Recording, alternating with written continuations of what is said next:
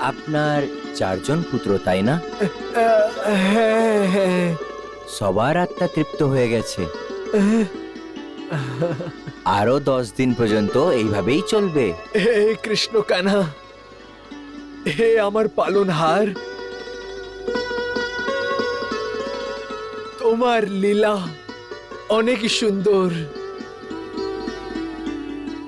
আরে ভাই, তুমি এই কথা বলে আমার সমস্ত চিন্তা দূর করে দিলে। আমি তো এই ভেবে স্বয়ং ভোজন করছিলাম না যে আমার বাচ্চারা ক্ষুধার্ত, আমি কি করে খেতে পারি। আপনি এই চিন্তা ছেড়ে দিন বন্ধু। আপনার বাচ্চারা সুখে আছে। এখন আপনি নিজের খিদে মিটিয়ে নিন। চলুন, পাশের গ্রামেই আমি আপনাকে নিয়ে চলছি আর পায়েস লুচি খাওয়াচ্ছি। চলুন। চলো চলো, শ্রীকৃষ্ণ। আরে আরে আরে, এটা কি? খুব স্বার্থী তো তুমি। আমি আপনার জন্য নিজের লক্ষ্মীর হাতের বানানো ভোজনও খেলাম না, আর আপনি কোনো সামলেশায় পায়েস লুচি খেতে বেরিয়ে গেলেন, আমাকে জিজ্ঞেসও করলেন না। বাহ, দিব্যি ভগবান শ্রীকৃষ্ণর নিজের জীবনে এরম স্বার্থী ব্রাহ্মণ আমি প্রথমবার দেখেছি। ক্ষমা করুন বন্ধু, ভুল হয়ে গেছে, আমার থেকে অনেক বড় ভুল হয়ে গেছে। ভ্রাতা, আমার নামের ভোজন তো এইখানে রাখা আছে। আপনার অনেক ধন্যবাদ, আপনি যান, আমি এইখানেই খেয়ে নেব।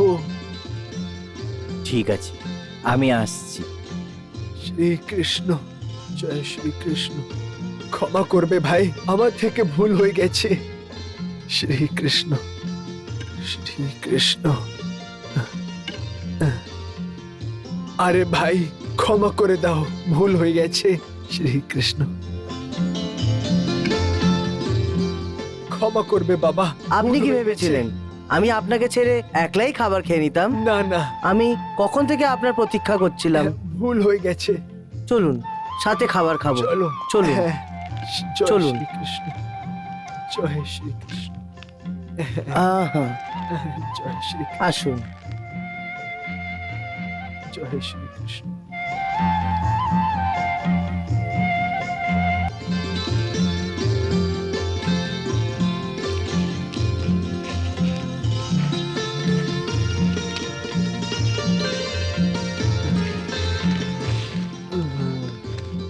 জয় শ্রীকৃষ্ণ। ব্রাহ্মণ দেবতাজি, আমি আপনাকে আগেই বলেছিলাম না, এই ভোজনের দানা দানায় আপনারই নাম লেখা আছে, কিন্তু আপনি মানছিলেনই না। মন যে স্বীকার করছিল না। এখন তো মন মেনে গেছে না, এখন তো সব চিন্তা দূর হয়ে গেছে। এখন মন মারার কোনো আবশ্যকতা নেই, মন ভরে খান। জয় শ্রীকৃষ্ণ, জয় শ্রীকৃষ্ণ। জল নিন।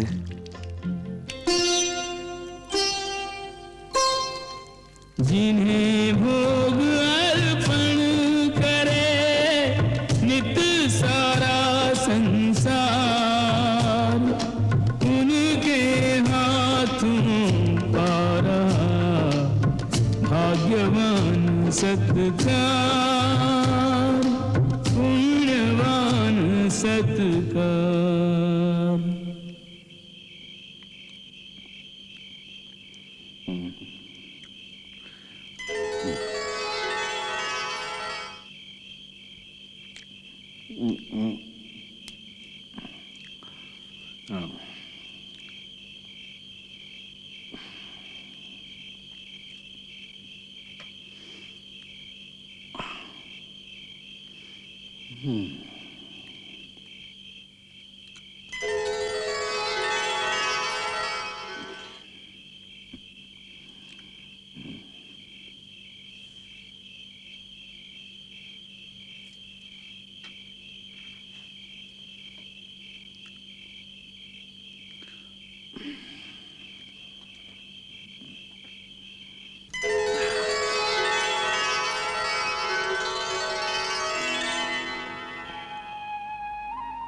না না ব্রাহ্মণ দেবতা, এই লক্ষ্মী দেবীর হাতের বানানো মতিচুরের লাড্ডু, এটা তো খেতেই হবে। किस आदर किस स्नेह और किस ममता के साथ अपने हाथ जिमा रहे विप्र को दीनानाथ, विप्र को दीनानाथ। ব্যাস, অনেক খেয়ে নিয়েছি, আর খেতে পারবো না। মনে হচ্ছে আত্মা তৃপ্ত হয়ে গেল। অনেক দিন পর ভোজন করে এত আনন্দ পেলাম। চলুন আপনি হাত মুখ ধুয়ে নিন, আমি বিছানা লাগাচ্ছি। হ্যাঁ, হ্যাঁ, শ্রীকৃষ্ণ, শ্রীকৃষ্ণ,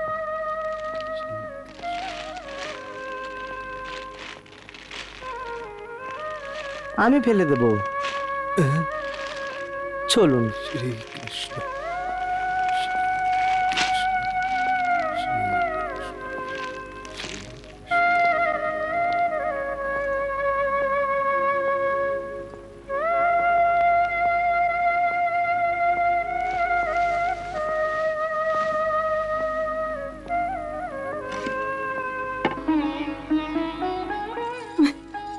বাহ প্রভু বাহ, ধন্য আপনি, আর ধন্য আপনার লীলা। কি কি রূপ ধরতে হয় আপনাকে, কখনো সাদেশা, আর কখনো কখনো মুরলি মনোহর, এক বন্ধুর জন্যে। কত ধরনের রূপ ধরতে হয় আপনাকে। হ্যাঁ প্রিয়ে, ওটা ওটা করতে হচ্ছে যেটা সাধারণ স্থিতিতে কোনোদিনই করতাম না আমি। কি করি, বন্ধুত্ব জিনিসটাই এমন যে ওটাকে পরিপাটি রাখার জন্য যাই করো ওটাই কম। আর আমার বন্ধুত্ব খুবই স্বাভিমানী আর সিদ্ধান্তের পাক্কা আছে। ওর স্ত্রী বাচ্চা খালি পেট ছিল, এই জন্য নিজের মুখে খাবারের একটা দানাও রাখার জন্য তৈয়ার ছিল না। একটা বন্ধুকে আরেক বন্ধুর স্বাভিমানের লাশ তো রাখতেই হয় না। সুদামাও যেরকম আত্মসম্মানী, আর আপনিও কিন্তু কম জেদি নন। যতক্ষণ না সুদামার স্ত্রী আর বাচ্চারা এবং সুদামা স্বয়ং ভোজন না করেছে, আপনিও নিঃশ্বাস নেননি। দেবী, খাবার সামনে থাকার পর্যন্ত সুদামা খালি পেট ছিল, খাবার ছেড়ে উঠে গেছিল। এটার মধ্যে আমার ওকে খাবার খাবিয়ে বিনা কি করে আরামসে বসতে পারতাম? ভগবান, এখন তো সুদামা ভোজন করে নিয়েছে, এখন আপনি আনন্দ লাভ করেছেন। কিচ্ছু জিজ্ঞেস করো না, কত আনন্দ পেয়েছি। সুদামার একটি একটি দানার সাথে আমার আত্মাও তৃপ্ত হতে যাচ্ছিল। সুদামা যখন ভোজন করছিল তখন মুরলী মনোহরের ব্যাকুলতা দেখার মতো ছিল। আপনি তো বসে থাকতে পারছিলেন না, বরং সম্ভব হলে আপনি এক এক গ্রাস নিজের হাতে সুদামাকে খাইয়ে দিতেন। হ্যাঁ দেবী, এরমই দশা ছিল আমার। বাস্তবে সব অবতারে আমি খালি ভক্তই পেয়েছি। আমার এই অবতারই এরম প্রথম অবতার আছে যেটার মধ্যে আমি ভক্ত থেকে বেশি দুটো বন্ধু পেয়েছি। একটা অর্জুন, দ্বিতীয় সুদামা। এই জন্যেই আমি এই দুজনের সাথেই এমন বন্ধুত্ব নিভাতে চাই যেটাকে যুগ যুগ অবধি যখনই কোনো প্রাণীকে সত্যি বন্ধুত্বর আদর্শ দেখতে হয় তো যেন আমাদের ব্যবহারকে দেখে। ব্যাস, এই জন্যই আমি সবকিছু করছি। আর একটি ক্ষুদ্রত বন্ধুকে নিজের হাত দিয়ে খাওয়ানোর যে আনন্দ আছে, মুখ দিয়ে ওর বর্ণন হবে না। সেই সময় আপনার মুখমণ্ডলে আবেগের ঝলক দেখা দিচ্ছিল। মনে হচ্ছিল যেন কোনো মা তার ক্ষুধার্ত বালককে দুধ পান করাচ্ছেন। এই কথাটা একদম সত্যি। বন্ধুত্ব মমতারই একটি রূপ হয়। মমতার মতন বন্ধুত্বকে একদম নিঃস্বার্থ হতে হয়। যেমন মা, যে খালি দিতেই জানে, নিতে জানে না।